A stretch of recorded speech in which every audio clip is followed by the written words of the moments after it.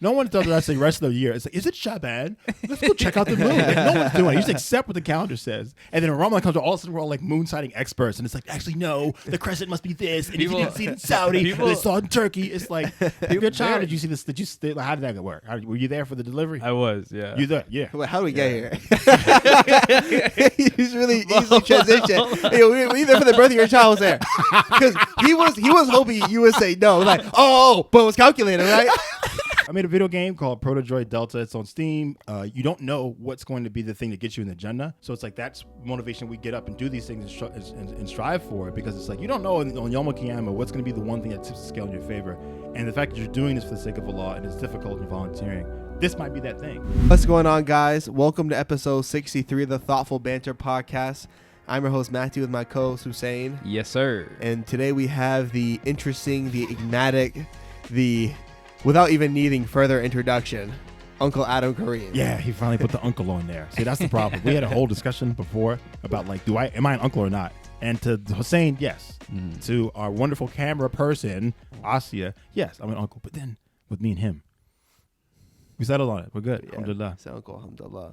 SubhanAllah. So we don't even know what to talk about because Uncle Adam is such an interesting person. We have zero topics. And we figured having nothing in mind is actually the best way to go.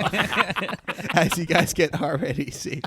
Very interesting guy here. Thanks, man. Do you want to talk about marriage? What? Good Lord. I guess that's par for the course. Muslims are governed by 3 M's. Being Muslim, marriage, and moon sighting. That's it. It's like those are the things. Only moon sighting for Ramadan. That's really I know. That's what's so funny. Like no one does the rest of the year. It's like, is it Shaban? Let's go check out the moon. Like, no one's doing it. You just accept what the calendar says. And then Ramadan comes, all of a sudden we're all like moon sighting experts. And it's like, actually, no, the crescent must be this. And if you didn't see it in Saudi, they saw it in Turkey. It's like, people look at me with a straight face. They're like, no, that moon looks like a 2-day-old moon. Oh, I'm like, my God. I'm like, are you a moon expert? You're an astronomer now? Like, yeah, I know. Like, I can never, with a straight face, say what moon this moon is. That moon, that's a halfway through the month moon. We started too late. I'm like... So yeah, moon sighting is a great thing. Alhamdulillah. I could get into moon sighting. I don't know if you want to. What are you going to get into about it? It's either you see it or you don't. I guess I don't know. Actually, we should ask that question. Are you a sighter or a calculator? What are you? I feel like calculations make so much more sense. So. I'm with you there. So. Oh, he's a sighter. Oh. So. Listen. I think calculations are completely legitimate. Of course, completely valid. Okay, sure. But in my gut, like it's just one of those things that like I can't bring myself to follow. Really? Even though I know it's like legit. Okay? That sounds like hubris, sir. That's like the definition of arrogance. It's like, I know I'm wrong, but in my heart, I can't accept that. It's not wrong. It's just a different criteria for seeing the moon. Fair enough. You know what's interesting? Also, what does calculations mean to you? What does calculations mean? Does that mean just mean the birth of the moon?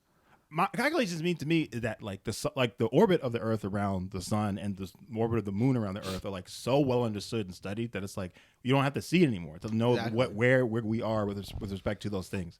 And so you think that the calculation of the birth of the new moon is enough for you to start the beginning of whatever Islamic month? I think so, because we do it for the rest of the freaking year. Like everyone else is like calculating. But Ramadan, we have to see it. But also Ramadan is like, by the way, this is when the math gets funny, guys. Like Ramadan is like Muslim leap year. It's like, the Gregorian calendar every 4 years we gotta figure out add a day to February to compensate for it. So hold on. So there's a difference between when the moon is born and when the moon is possible to be seen. Those are two different like occurrences. You just had a kid 4 months ago. That's why you're obsessed with this born thing. Everything for you is like born. What about the birth of the site? Like, did you see the birth of your child? Did you see this? How did that work? Were you there for the delivery? I was. Yeah. You there? Yeah. Well, how do we get here? He's really easy transition. Hey, were you there for the birth of your child? Was there? Because he was hoping you would say no. Like, but it was calculated, right? Like you wasn't everybody else calculating. This is likely, yes. You were going to say this is right. Yes. Thank you. Funny, my baby was 2 weeks later than the calculation. But anyways. For our audience, hold on. We haven't properly introduced you. Adam Kareem is like a very, he's very humble, but he's actually like one of the smartest people we know. He actually has a game out on Steam. Adam, plug the game. Yeah. I made a video game called Proto-Droid Delta. It's on Steam, Nintendo Switch, PS4, Xbox One. It's like a 3D action platformer, a lot like Mega Man, but in 3D. I worked on that for 4 years while also working my day job as a product design engineer at Google. So like working on like hardware, like consumer electronics. So I was kind of doing like this moonlighting, like 2 jobs. That's where all this gray came from. I used to look very youthful, and someone described me as a schnack once today. I used to look more like that, allegedly. But yeah, doing 2 things like that at once was pretty like consuming and pretty draining. But before that, I mean, I'm from DC originally, living in California now, and I was involved heavily with MIST, Muslim Interscholastic Tournament. I feel like where I cut my teeth into being like a stronger leader, I guess, and a better person overall. A lot of experience just like leading teams and trying to find what motivates people, and more importantly, always tying that to like feasibility, and always tying that to something that like gives it a meaning greater than I'm just doing this because it's something I want to do. Yeah. So like one of the things I used to always like pitch to my teams is that like, and it's because it's motivated me for a really long time, was that it's like you don't know what's going to be the thing that gets you in the agenda, so MIST could be that. So it's like that's motivation we get up and do these things and strive for it, because it's like you don't know on Yom Kippur what's going to be the one thing that tips the scale in your favor. And the fact that you're doing this for the sake of Allah and it's difficult and you're volunteering, this might be that thing. And think about how good you'll feel on at Yom Kippur at the end, when it's like, wow, all these things I did I wish I didn't do, but because I did that one thing that weekend, my hereafter is now solid. Right. So I always found that to be like incredibly like motivating and just sort of like inspiring. So that's like the message I led with in my years. I mean, I think like you're honestly like, despite all of our joking around, like you're a great role model. You're married, you have children, and like you have energy for all these different things. You know, you're taking care of yourself. So whenever you said I don't believe in goals, I didn't actually think you're joking. I actually was thinking like there's some wisdom there. Like, no, I was joking. Oh, okay. No, I thought you were like, I don't believe in goals. Like, I don't look at goals. Like, dude, what's the mindset? What's the mindset hack? Like I keep forgetting that like a lot of folks either they don't know me that well or just getting to know me and don't realize that like 99% of my default thing is a pure joke. It's like, and actually I believe the opposite of what I'm saying, which is like, that I'm, So no, I do. Of course I believe in goals. I mean, you just like accidentally be. Well, how do you? Then how does Adam Kareem go about goals? I have found that like me personally, I need to be motivated to get a particular like outcome. So for example, I can set like mini goals throughout the day where it's like it's hard to kind of motivate yourself and say, okay, I need to read more Quran today, or I need to make more progress on like a work project. That's hard to measure how much progress you've made there. But instead, if it's like I need to read like one like juz today, or I need to read like half a juz by this afternoon, or specifically like with work stuff, it's like I need to solve this connectivity issue or like this like assembly issue for just this part. And it's making like a short to-do list of these sort of bite-sized kind of like clearly identifiable like actions. I find that is much more like for me, I found a lot more success that way because I can have like a targeted outcome for what I'm trying to do, and then I can just measure that I achieve that particular thing, which is measurable. When it comes to like Ramadan goals, I mean, that, of course, there's like stuff that I guess is why I don't make like specific goals, because intrinsically I've been doing it long enough where I just know, okay, during this month I need to abstain from certain sins and behaviors that I've been struggling with, and just if I don't do it, then check I've made that goal. And then similarly, it's like I need to turn more of my mindset in terms of like taqwa and the remembrance of Allah, be more deliberate about that, and I can measure that where it's like, okay, like throughout this day, like how much was I making istighfar? How much was I just thinking about my position before my Lord? And how often did I do that? And I can know how does that compare to what I was doing before Ramadan. So that's for me. It's like I don't really. That's why it always feels to me so sort of like not artificial, but for me personally, just kind of forced to be like, get out a pen and paper, write down what am I going to be doing differently. Because for me, it's more of like a mental sort of like exercise and trial, in which case I can kind of log what I'm trying to track against. Are you like, when you're setting goals, are you setting like a lot of goals at once, or are you kind of I find it to be overwhelming. Yeah. So the issue is that you can get to a point where you're so excited about all the things you want to do that now you make this daunting list where it's like every little progress. So imagine like physically, if you make a to-do list and it's like 10 things long, scratching one thing off is going to feel insignificant because like that's only 10% of the stuff I wanted to do. And then you still have that thing looking at you. Or similarly, this is the sort of like I find it's sort of when it's like a mental sort of like inertia, sort of like a difficulty of starting and getting over the hump, where if the task looks huge, it's very hard to think about even getting up it. You know what I'm saying? So you look at a mountain and you think, man, how am I going to climb 5,000 feet? That idea, it sounds overwhelming. And so people just don't start because it's so discouraging.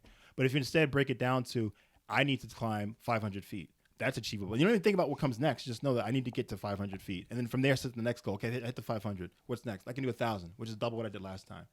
And just kind of keeping things. So I tend to keep my goals or like to-do lists, I'd say 3 to 5 items long max, so that I know that like they're meaningful, and that if I check something off of it, like I'm making meaningful progress towards my what I'm trying to achieve for that day or for that week or for that month. But yeah, just trying to avoid that issue of like analysis paralysis myself, where it's like, oh, I have so much to do and I don't even know where to begin, and that kind of gets in the way of what you're trying to do. And you're saying, you don't have a game development background. That's right? true. You're yeah. teaching yourself this, and like you already mentioned, you're working at Google, and what you're doing at Google is nothing game development related, anyways, right? So you obviously you learn how to make a game. Yeah. and you made it yourself, right? Yeah. Like you did all like of the I coding, did like 80, maybe 90% of the core of the game programming. What did you make it in? Unreal Engine. So I did Unreal Engine, and that's one of the reasons I did that was because Unreal has this nice like visual interfacing system called Blueprints, so you don't have to learn how to write C++ or C# to program and make a game. You can just use the interface. Yeah. So it's kind of like Premiere, right? Like I don't know, have you used editing software? Because it's like you just click things and you move things and you're like, it's animated, right? Like that's kind of how it works. That's fair. That's fair. It's kind of I'm probably oversimplifying it. Yeah. So I guess it's one thing I learned is that it's like it's amazing how much information is available for free with the right resource. So most of my game development knowledge came from YouTube, like Matthew Watchstein and Vertus Learning Hub and some other channels. So that's an incredible thing that like the barrier to entry for different career paths or like sources of knowledge is like super low now. And so look at myself, I'm a hardware engineer by trade, but like I gained enough aptitude and competency and skill to develop a software like just from like stuff online, you know what I'm saying?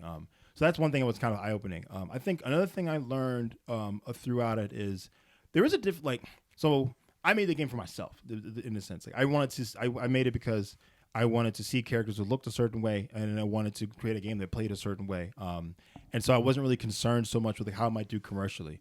And so what was liberating about that is that like as a result, I didn't really have to study trends or try to position the game in terms of like how to make it more marketable and whatnot. But I understood that the drawback with that is that the game may not sell as well, or it may not be a commercial like success. But I came to terms with that because with me, this is actually a good point. It reminds me of something that I was learning through the journey. Is that like I never got into it to make money. Like I never made the game with the intention that like this is going to go commercial and this will be my new career path, or I'm really hoping this makes a lot of money so I don't have to work anymore. I went into it purely as like an artistic endeavor, you know what I'm saying? And so coming to terms with that, because throughout it, you get all these like mixed signals where it's like, oh, I got funding from Kickstarter of this much. I got $30,000 from that. Oh, I got a publishing deal from Humble. And you get this false impression that like, potentially false, that like, oh, this might actually take off. And then you start wrestling with yourself, like, have my intentions now changed? Have my goals changed? Am I still okay with the notion that like I'm not really banking on this like being commercially successful?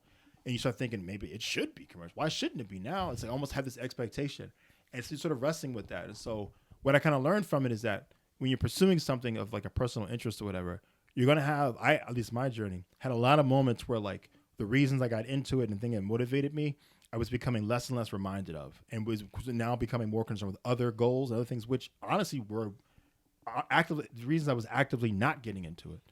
And so when those start to replace the reason I got into the game, then I find myself much more frustrated when things aren't working out the way I want. Much more frustrated. I'm working with like other programmers or other artists and designers. Things aren't getting done a certain way because now my objective and my goal has shifted from like I want this creative thing and just want to satisfy this creative itch to like I want this to sell 100,000 copies. Because it should. It's getting all this marketing, all this press, like all these deals. I'm doing things the right way, and now I've almost come to expect something which is actually quite unexpected. So that was kind of like a maturation and kind of like a learning thing there about how it's very easy when you're pursuing a goal for like you to lose sight of what your initial objectives were, and then set new goals which are so lofty that even if you achieve what you initially set out for, you find dissatisfaction in that. I think with our podcast, we've definitely gone through that. Oh, really? Yeah. So, oh, man. So what you're saying is very relatable. Maybe not specifically for game development, but, and creating things in general. Yeah. So, yeah, that's very relatable. Right, especially because it's like this was initially a creative itch. I think it still is. But it's also like, well, for me, it's kind of like I'm also trying to find a way to make money from art because I'm thinking I'm so young, and like I'm grateful for my career, but like I work in information technology, and I'm like I don't love this, to be perfectly honest. So I'm thinking like it would be cool to like get paid to do creative work, but it's hard to find that balance because on one hand I want to look at it like if I do want to make money from creative work, I do need to respect it as a job in the sense of like, take it seriously, right? But then it's also like, you don't want to make bad work for the sake of money. Like, you don't want to compromise. I mean, have you seen YouTube lately? Have you seen like Twitch people? I've seen reaction videos to reaction vids, bro. Yeah, you know how bottom of the barrel you need to be scraping, and it's it's rough. Not your content, but not the way you react. Not it's like a derivative of a derivative, bro. So like, it's endless. It's endless derivatives of derivatives. Yeah. But no, I hear where you're coming from, man. Like, I kind of learned to kind of make peace with, and I think that's one thing I learned from the game development journey, that it's like there can be a balance there where it's like your creative or like artistic sort of like pursuits. There's a way for them to exist in your life without them being the thing in your life. You know what I'm saying? There's a way for me to make games that are just like satisfying for me, that are fun, that don't then become like my day job or whatever. And I can find satisfaction in that. The reason I think of it is I think of folks who are enthusiasts of things like boats, racing, whatever. They don't then become race car drivers or like boat mechanics or like F1 stuff. They just have compartmentalized it, like on my evenings and weekends, I'm really into this. And so that's what kind of like my escape. It's kind of like where I go to kind of really enjoy it. But I continue to support my family or provide stability in my life doing something that's more like stable or just a bit more firm, right? And so that is I find that is a bit of a challenge at first, but that there's a way to find like satisfaction and like a lot of like fulfillment in that.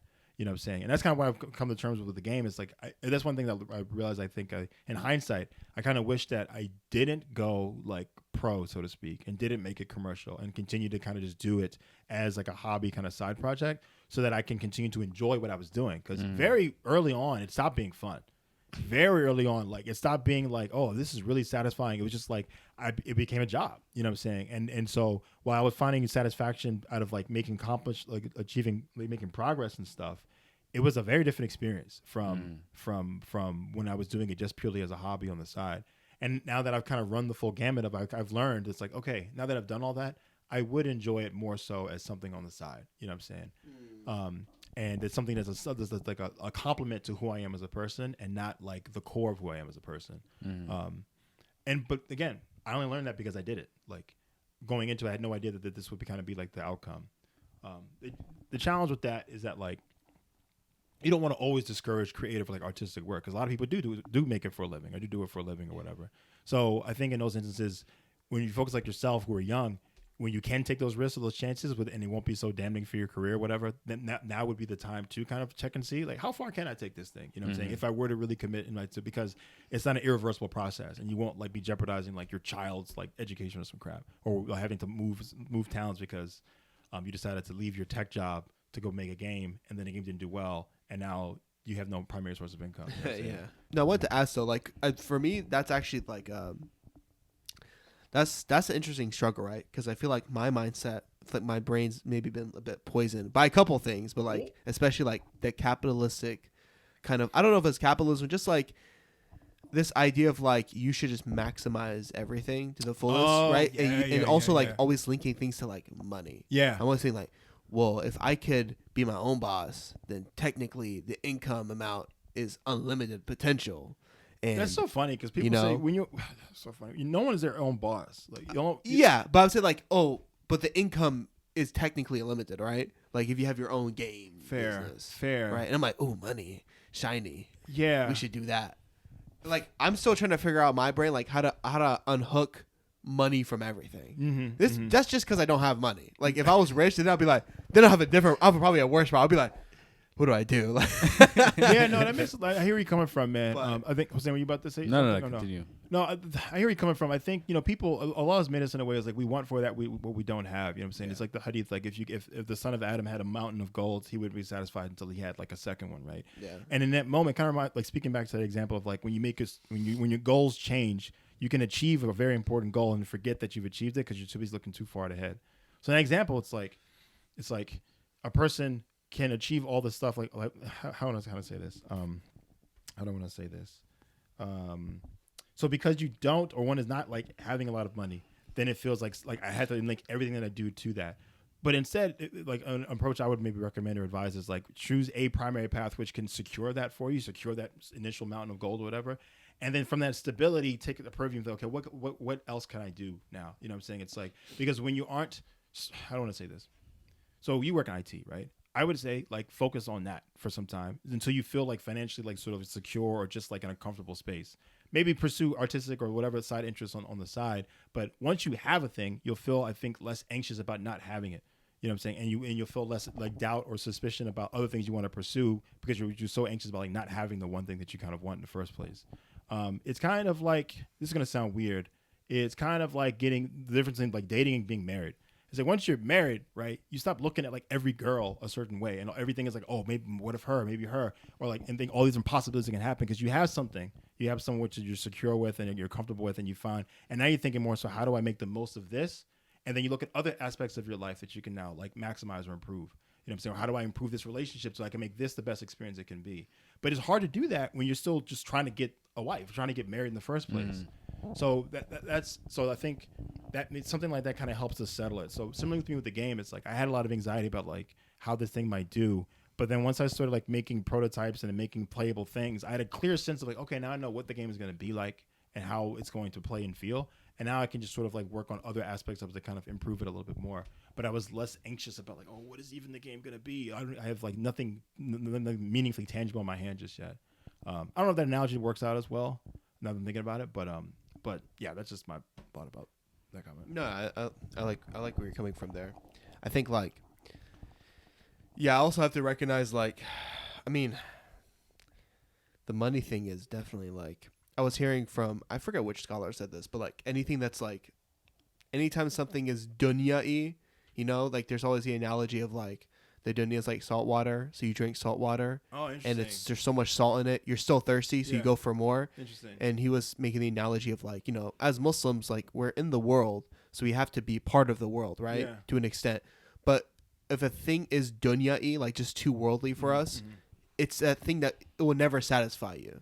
You know, you just keep drinking that salt water. I think money for me is more like, I'm just, because, you know, I don't know, man, like I like the Middle Eastern, yeah. I love that joke. I'm just going to come out with that, man. I don't understand this. I'm built for this. It's just, no, I want to clarify this. Like, it's such a strange thing in like Muslim communities that it's like we have such a, dunya is like a stigma, right? It's like this weird sort of like there's a stigma around or taboo about like someone who's just living for the dunya. But it's like this world is what Allah created for us to learn about him, to experience him. There are pleasures in this world that he's put for us in his life. There are challenges put in this world for his life. So to just kind of like write it all off, or like this oversimplification of like the dunya is just the den of bad. It's also the only way you're going to convince Allah that you deserve to go to Jannah. Yeah. It's like it's also the only way you can experience the things that Allah has made pleasant and made things that can elevate your iman and elevate your faith and your belief. And it's so funny to me. It's so incredible that like another word for another translation for the word ayat is like proof, like evidence. And like every letter in the Quran is an ayat. Every verse in the Quran is an ayat. Everything in the world is like a proof of Allah's existence and a proof of like art. And so like, I don't know. That's why I'm like, it's just unfortunate that like as a result, people kind of frame the Muslim experience of one of like depriving oneself of all the things many of the things that Allah put in this world for us to celebrate and enjoy. The challenge is when there's an imbalance in one perception, or if one allows for your occupation with the dunya to allows you to forget where this came from. Yeah, yeah. And that should always be like the caveat there. It's like, okay, don't allow the dunya to allow you to forget like how you even got here in the first place. And it should be instead your vehicle by which to show reverence and obedience to Allah subhanahu wa ta'ala. Yeah. But I think that's what the metaphor is saying. Like the saltwater analogy is more like there's never satisfaction. Like you look at someone who's like morbidly obese, like 500 plus pounds. They're genuinely thinking they're hungry. You know, it's like there's never satisfaction with the food. It's like, bro, I mean, you got to find some satisfaction. God dang. I think no, that's a real thing. No. Or alcoholics. It's large person. That's what I'm thinking about right now. That's a lot of Americans, you know. Hussein, you gonna say something? I was gonna say to your point. I think the goal is to have zuhud. I don't know. What does that mean? Or to be zahid. Someone who's zahid is a person who's detached. Not detached in the sense that like they're nihilistic or they don't have like meaningful connections, but detached in the sense that when they have things or they understand that they only have them because of God. We have such like lizard brain sometimes. Like we think that a lot of times people that like the things that Allah tests us with, puts before us, we can discern if it's a test or a blessing. That like I got a good job and so therefore that I was blessed with that, or my mother fell ill and that's a test. But it's like it may be that we don't know what in the litmus test or like the totem pole of things what law experiences us, like where it falls. But we know that everything is just an opportunity for us to sort of like to in my mind, I view everything as a test. Mm-hmm. It would be prosperous or challenging. Everything's a test because you don't know if it's a blessing. Because in some way, it manifests itself in some way to see how will am I a man, and my behavior change in response to this. Am I now going to pray less because like I'm living a very comfortable life? I'm going to be like less mindful of Allah subhanahu wa ta'ala. Then that blessing of that great job actually was a calamity. Mm-hmm. But you know what I'm saying? So is it really so nice if in the end the outcome pulls me away from Allah and pulls me to like the hellfire? You know what I'm saying? Conversely, I can lose all my friends and think this is the greatest test of my life. It's so difficult. It may be that difficulty, that difficult moment was what Allah, the path He chose to erase all of my sins. And then the Yom Kippur, I'm saying it's like you were on this path, but because of how you weathered that situation, you're now going the other way. Mm. So that was a blessing. So you have to measure it against. So it's kind of the equivalent of like you have friends who like take an exam in college or whatever in school, and you're like, oh, I killed it, I aced it. You haven't even seen the answers, but you're convinced that you got it right. And you get the test back, and it's like oh snap, I actually failed. It's like you don't know until it's all over. So everything you just have to do your best and have confidence in it. But you can't with certainty say, I nailed it, dog. That blessing Allah gave me, man, I nailed it. No, you don't know. That's like this hadith of this person came to one of the imams and was like, can you do istikhara for me for like this business venture I'm interested in? And the imam did it. He was like, yeah, I came back. It's no good. So the guy's like, okay, whatever. Guy sees the imam like, whatever, like maybe like 6 months later or something. And he's like, yeah, I didn't listen to you. I went through with a business venture and business is booming. Yeah. You know, I'm rich. Yeah. And then Imam's like, okay, I didn't say the business wouldn't be booming. I said it wouldn't be good for you. Has anything changed? And the guy's like, yeah, I've been so busy. I haven't really been praying that much. It was like, wild. Oh, we're like, I told you it wasn't good for you. Like, so like for me, like I try to like, in a nutshell, I've kind of, I always challenge myself with when I'm given good, how thankful and how like, am I turning myself to God in appreciation of this?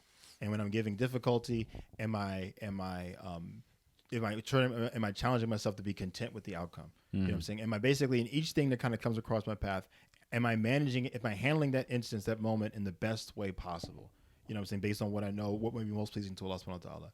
And so with that mindset about everything that happens in your life, then you kind of are less concerned about like blessings and or like living like a lowly poor person and avoiding riches and everything, because it's like it doesn't matter what comes my way. It could be my ruin or my salvation, depending on how I respond to it and how I act with it. And so then so the challenge becomes, how do I, in every moment that I'm faced with life, make sure that I'm winning that moment in a way that's most pleasing to Allah. So yeah, that's why this dangerous stuff is like, what?